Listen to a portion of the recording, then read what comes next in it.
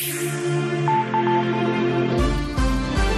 Lille TV, l'info en continu. Mardi 25 juillet, bonjour à toutes et à tous, ravi de vous retrouver pour cette nouvelle édition préparée par l'ensemble de la rédaction.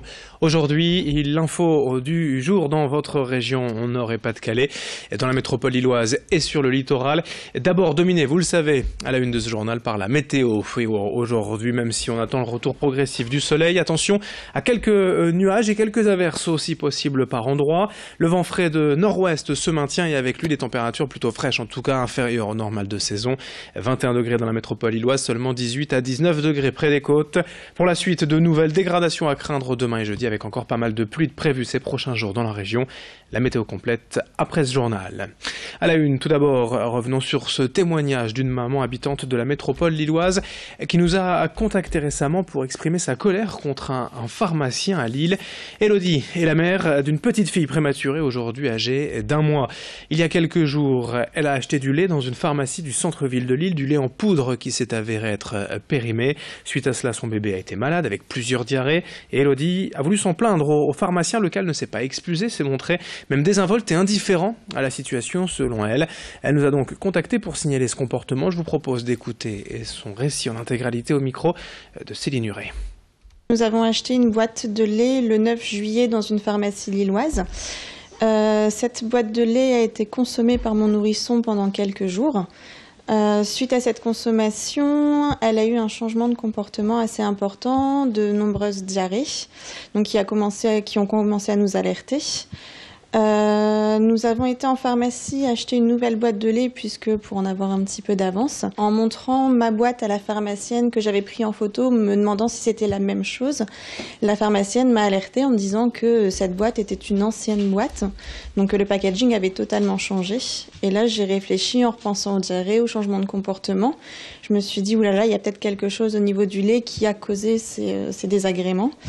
En rentrant, j'ai tout de suite vérifié la date au dos de la boîte et malheureusement, je me suis aperçue qu'elle était périmée depuis 2 mois.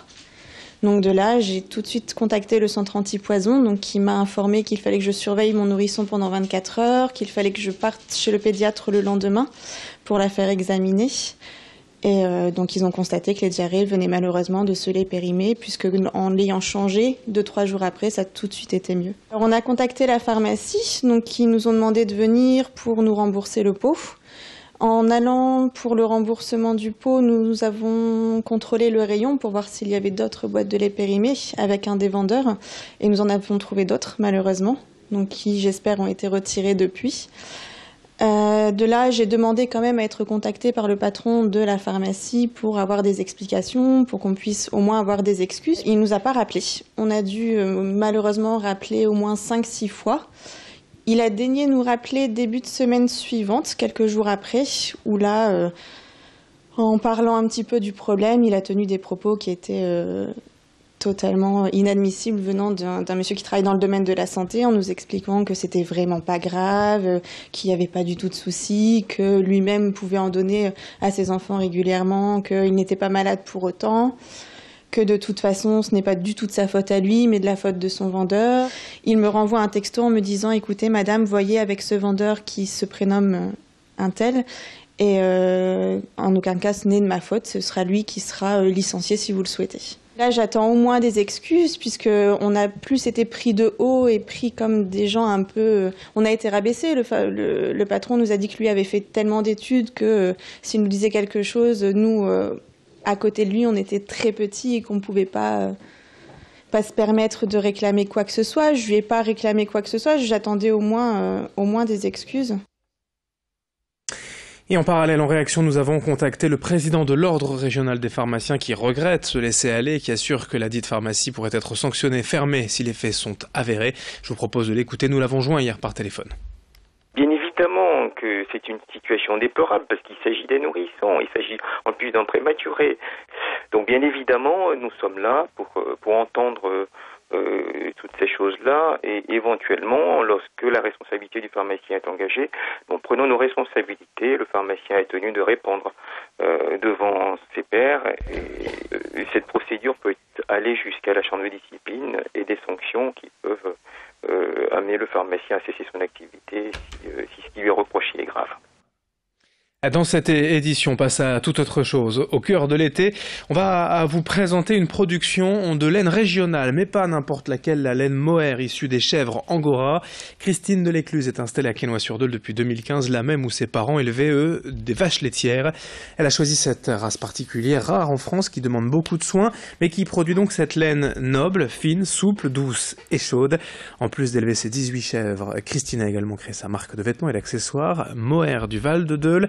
On y trouve toute une gamme d'habits, mais aussi de la laine en pelote pour les adeptes du tricot.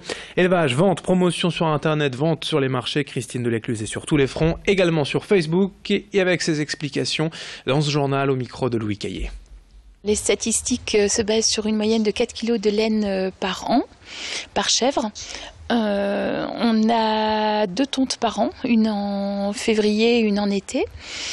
Et après, donc oui, on a tout un travail de tri après la tonte pour